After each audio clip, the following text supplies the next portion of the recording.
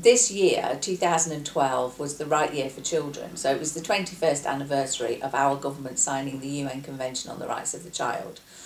And the UN Human Rights Committee made various recommendations about things during the year, and one of the things that they said was that for prisoners, visits from their children should be seen not as a privilege for the prisoner, but as a right for the child.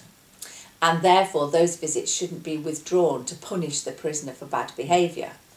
So, and our government has accepted that recommendation. They haven't put it into practice yet, because it's not long ago happened.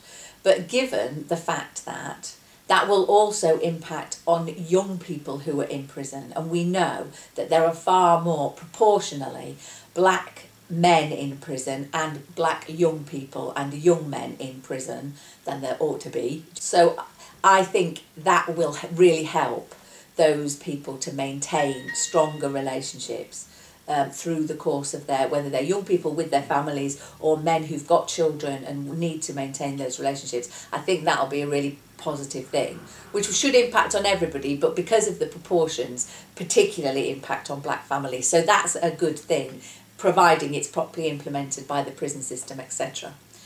But I think with that very small exception, really, most of it this year has been bad news, and that's because we know that black families are disproportionately affected by all the other forms of disadvantage. So they are poorer, etc. They work in more low-paid, insecure jobs. And lives for all of those families have just become so much more difficult this year, with the cuts, high levels of unemployment, and particularly youth unemployment, which affects black and ethnic minority young people much greater.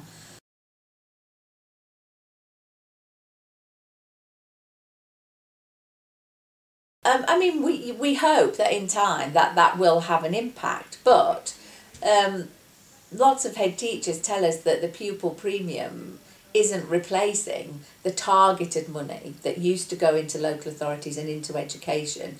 There used to be top-up premiums for areas where there was a lot of poverty, a lot of children on free school meals. There was actually top-ups for areas with high levels of black and ethnic minority communities as well.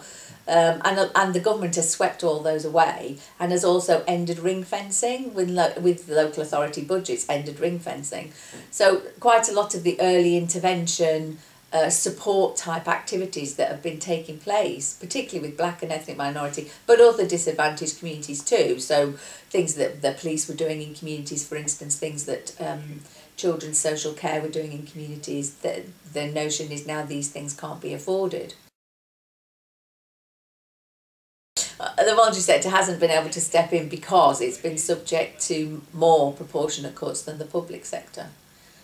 So although most organisations have managed to maintain services, they really are scraping the bottom. You know, they're trying their best to mitigate. But I mean, for the first time in their history, we've got members who are sort of 70, 80-year-old organisations, and for the first time in their history, they've got waiting lists for their services. For the first time in their history, they're putting together food parcels, which they've never had to do before. We have to be hopeful, don't we? And I suppose my hopes are that the government listens better, really. That we know that we have to keep, you know, a kind of cap on the resources and all of that. We must take the deficit issue seriously. That's important. But there are ways of doing this that are, I would say, much more supportive of black and ethnic communities, much more likely to achieve greater racial justice than the way they're going about it now. So we could use the fact that we need to save money as a stimulus for co-producing services with those communities, really listening to what they say will work for them and for their children. That's not looking so good, really, in the sense that it isn't just the amount of money that is the issue, it's how that money is used. So we had just this last week, we had 2 organisations who were our members for a long time who saying they're closing. And primarily they're closing because they can't manage the strain on their organisation of spot purchasing.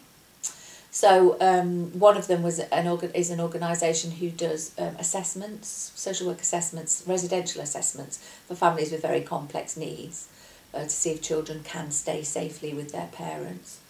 And the other is an organisation that does leisure and sports and outside activities with children with quite severe disabilities. And their services have moved from being basically purchased.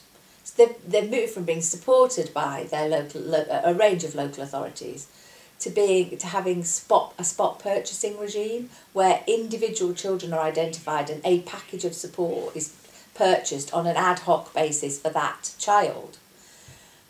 And so the organisations can't plan. So they have really highly skilled staff delivering complex services, and they've no notion now, sitting here, whether anyone's going to buy their service after March. And so they're having to close because they can't forward plan. It's actually impossible for them to forward plan, and they're not organisations with massive reserves. They spend their money on the children and families they work with.